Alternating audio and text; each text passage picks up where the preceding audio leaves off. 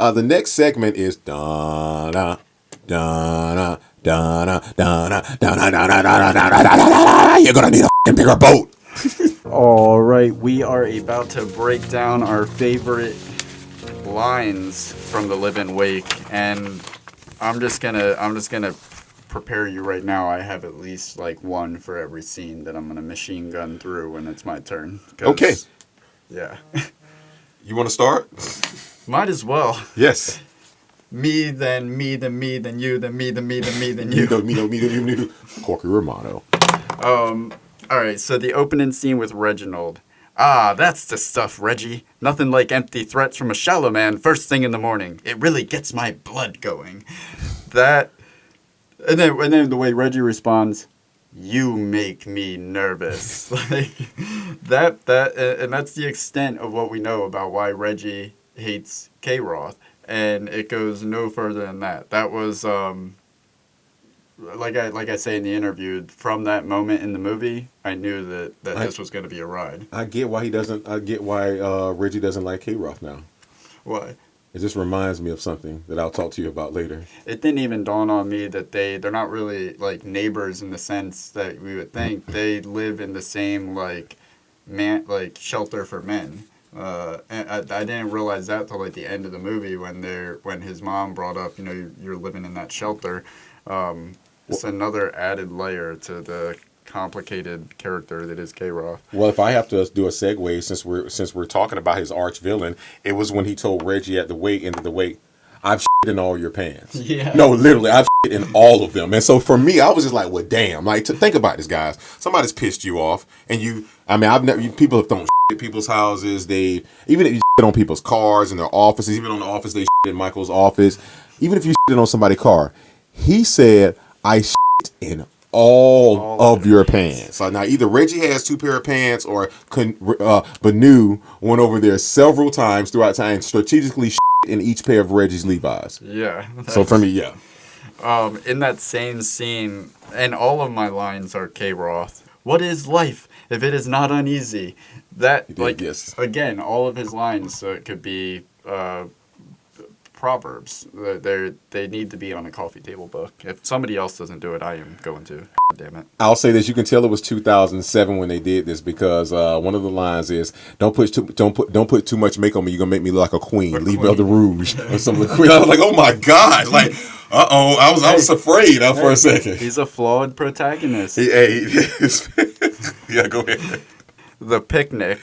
So he gives this long speech to Martha's husband about pleading with him to let them have some alone time together, and it's so hilarious. Before he even puts a question mark on his request, the husband just casually no. Like he doesn't even get. Can I respond because you took one of my lines? That's one of my go. You might say it. Go ahead. When K-Roth concedes, well, my whole life has been awkward. Why should it stop now? It was before he said something in between because I had the same one. He says, he was like her husband's there and he's telling her, you're my one true initial love. And he was like, and all of a sudden he's like, you think I can have some long time with her? And clearly her husband's like, no. And he said something back to me. K-Roth's like, you're poorly made. I was like, yeah. You told me he was poorly made. He's got some very interesting zingers. Like you really have to think about what the fuck does he mean? I need to figure out what he means before I know if I'm insulted. The library scene, and I brought this up before. That scene is full of awesome advice, really, if you listen to the dialogue. But when he says, "You don't make a damn decision in this life if the options are always given to you by someone else," that is so prophetic. So that's on my list. It's almost like he meant that when he didn't even say it with the same gusto at all. It's almost like he meant that. To me, is one of the lines we got from Gaffigan. It's one of my Gaffigan lines when he told his son, "If you control all the posters, how can they send you threatening letters?" That was so sweet. Yeah, it's like that was very telling. Like if this, all right, now K-Roth Banu makes a little bit more sense to me. Listen to the things his dad saying. It was power for one day. like it's almost was that. I felt like that was a little Seinfeld reference for Newman. It's like when you control the mail, you control information. The clock shop. I thought it was brilliant and hilarious. Again, how he says, "If I'm forced to live within the confines of time, the least you could do is give me the hour and the minute we are in, free of charge." What does he tell him? I can sell you some time. Like, let the fuck out of here. Like, dude, what are you I could sell you the time. Or this way, hopping back to your first scene, when you, like you say, it sets the roller coaster. He's like, "Mind if I have a sip?" And he was like, "Go." And he takes like 85% of the drink. So that was Long beautiful enough to me. for Mills to slowly get out the conversation for the rest of the scene. He's sitting there chugging. The church scene, where the men outside the church say, "By the grace of God, we are all alive," to which K. Roth responds, "Really? Do you think it's God's fault?" Like, the implication of that line is hilarious, that our survival is a problem that warrants blame needed to be placed on something. Like, the fact that we are here, alive, surviving, K. Roth sees that as some kind of, like, curse that somebody should be cursed for. Like, it's God's fault that I'm alive, not thank God that I'm alive. I can see that. Wow. Okay, I didn't even think about it that way. That was a good one. That was definitely a good one there. I think this will be the first time where this made a segment while we're doing best lines. This is actually not best line. This is actually one of the first times I had to put best sounds. It's in the end when he's doing the Remembering Don speech and he goes fucking Jurassic Park on me with that T-Rex sound. He's like, like some Velociraptor shit is happening in there. Like some weird shit going on. I guess I'm not getting in Jurassic Park Dominion. I was just trying my voiceover. I can do voices, just not sound. This, I guess this credit would go to either Peter Klein or Mike O'Connell. This line is from one of the title cards, which I just thought it was so genius. It said, "Family, the only institution that made me insane." I saw that card. No. I saw that card and I was like, I didn't think it was going to be one of your favorite lines, but I'm like, David's going to love that. And I mean, you had already saw it, but I knew you'd love that. One of the last ones I had was when he's like, "I got $50 taped to my testicles." First off, I want to know why the $50 was taped to his testicles, as if he had been in that situation to where he knew he had let people watch before with a prostitute. And then we get a subtle hint that they fulfill something without saying it. If you see at the end of the film, the pimp is the one that takes like she has a female pimp, and she's the one that takes the $50. All you hear is just zzz. I was like, there it is. Yeah, let's go. That's a long punchline. But I was worth it. It was worth it though. It was. My last quote is also from the wake service, where he's in the middle of that song, "Dressed for Death," and he confronts his mother and she says something like, "Stop being ridiculous," or "This is ridiculous," and he says, "You think that's ridiculous, mother? Wait till you see the finale." Like, that was. He does say, and then he marches. It's again that fearlessness of, "This is who I am. I'm doubling down.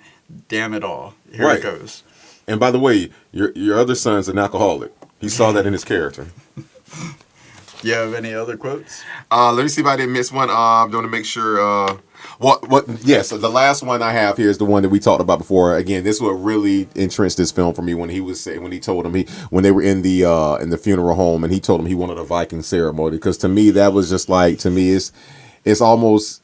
It's just like, that's so badass. It's something that an eccentric artist would want. You can't bury me. He's like, other than your cremation, he went in there like it was fucking Dairy Queen of 32 flavors. He wanted to know how many ways could you fucking put me in the ground or burn me and send me up to heaven or wherever he was going. It was crazy, man. Yeah. And to me, that also, to speak on it real quick, if you notice, like, to me, I don't think it was not done on purpose. Like, the most serious part of the film is the last shot, to where they do that slow crawl back with Jesse Eisenberg sending him out for the Viking funeral. It's like, okay, this isn't funny.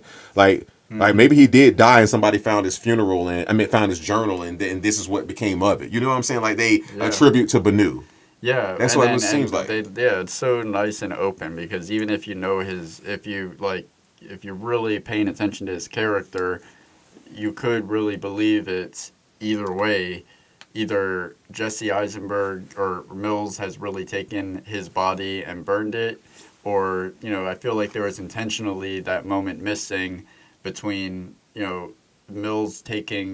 Mills burning his body. Like, you don't see all of that in a linear way. Right. There could easily be a part missing where Mills was in on it, or like that he's not really being burned at the end. Right. Or if it's just a representation for something else. It's a nice somber closing that leaves it just open-ended enough, or if you want closure, you can accept it at face value.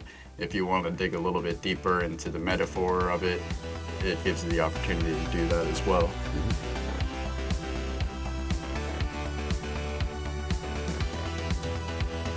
Find us in all these links. It's coming up right now.